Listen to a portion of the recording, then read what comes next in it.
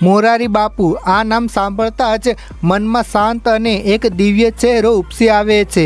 આજે ગુજરાતમાં એવું કોઈ નહીં હોય જે સંત મોરારી બાપુને ઓળખતું નહીં હોય। લાખો લોકોને જિંદગીની સાચી રાહ દેખાડનાર આ મહામાનવ સાથે જોડાયેલી કેટલીક એવી વાતો છે જે કોઈ નથી જાણતું। જી આ મિત્રો, કહેવાય છે કે તેમણે પોતાની દીકરીના લગ્ન બિન હિન્દુ ધર્મમાં કરાવ્યા છે।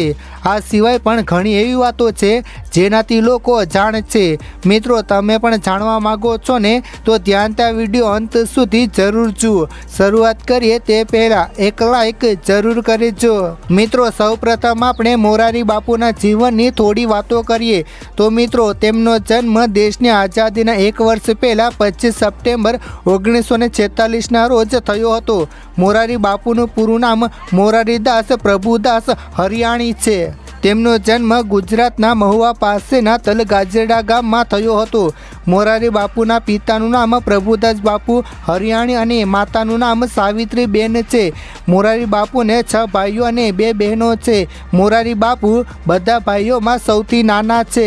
મોરારી બાપુના લગ્ન નર્મદાબેન સાથે થયા હતા। લગ્ન બાદ તેમને એક પુત્ર અને 3 દીકરીઓ છે। હાલમાં મોરારી બાપુ શ્રી ચિત્રકૂટ ધામ ટ્રસ્ટ તલગાજરડા મહુવામાં રહે છે। આ ઉપરાંત તેઓ કથાના આયોજન માટે દેશ વિદેશના પ્રવાસો કરતા રહે છે। શિક્ષણ વિશે વાત કરીએ તો મોરારી બાપુએ તેમનું પ્રાથમિક શિક્ષણ ગુજરાતની એક સરકારી શાળામાંથી મેળવ્યું હતું અને ત્યારબાદ તેમણે જૂનાગઢની શાહપુર કોલેજમાંથી આગળનો અભ્યાસ પૂર્ણ કર્યો હતો અને ડિગ્રી મેળવી હતી। કથામાં પ્રખ્યાત હસ્તીઓ જોડાય છે। મિત્રો, મોરારી બાપુની વાર્તાઓમાં ઘણા મહાન વ્યક્તિઓ, ગીતકારો તથા કવિઓ વગેરેનો સમાવેશ થાય છે। મોરારી બાપુ ઘણા મોટા રાજકારણીઓ, ઉદ્યોગપતિઓ અને આધ્યાત્મિકતા ગુરુઓ સાથે પણ જોડાયેલા છે। બાળપણમાં અભ્યાસ કર્યા બાદ મોરારી બાપુ તેમનો મોટાભાગનો સમય તેમના દાદા દાદી સાથે વિતાવતા હતા।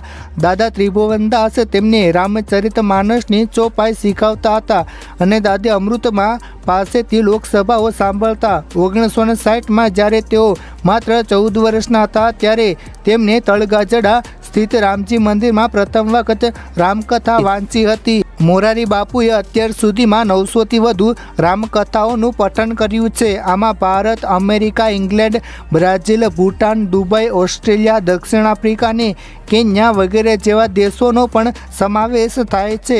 વર્ષ 2009માં મોરારી બાપુએ મહુવામાં વર્લ્ડ રિલિજનલ ડાયલોગ એન્ડ સિમ્સની કોન્ફરન્સનું આયોજન કર્યું હતું। મહુવામાં મુસ્લિમ સમાજ દ્વારા દર વર્ષે યાદે હુસેન કાર્યક્રમનું આયોજન કરવામાં આવે છે, જેમાં એક ટીવી શો દરમિયાન મોરારી બાપુએ કહ્યું હતું કે તેઓ ક્યારેય પોતાનો જન્મદિવસ ઉજવતા નથી। દાનની બાબતમાં મોરારી બાપુનું નામ ટોચ પર આવે છે। મિત્રો, તે કમાતા તમામ પૈસા દાનમાં આપી દે છે। મોરારી બાપુએ ઉત્તરાખંડમાં આપતી વખતે 1 કરોડ રૂપિયાનું દાન કર્યું હતું। તેઓ જરૂરિયાતમંદ વિદ્યાર્થીઓને મફત શિક્ષણ આપે છે। વર્ષ 2019માં પુલવામા હુમલા બાદ મોરારી બાપુએ દરેક શહીદના પરિવારને 1-1 લાખ રૂપિયાની સહાયની જાહેરાત કરી હતી। મિત્રો, હવે ચાલો આપણે જાણીએ કે શું મોરારી બાપુની દીકરીએ મુસ્લિમ સાથે લગ્ન કર્યા છે?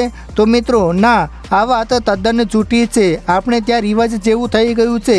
કોઈ પણ મોટા માણસની ખોટી વાત ઉડાડવી અને તેના દ્વારા પ્રસિદ્ધિ મેળવવી અને પછી જો પકડાય તો માફી માંગી લેવી એટલે પત્યું, પરંતુ આ સત્ય નથી, બિલકુલ જૂઠ્યું છે।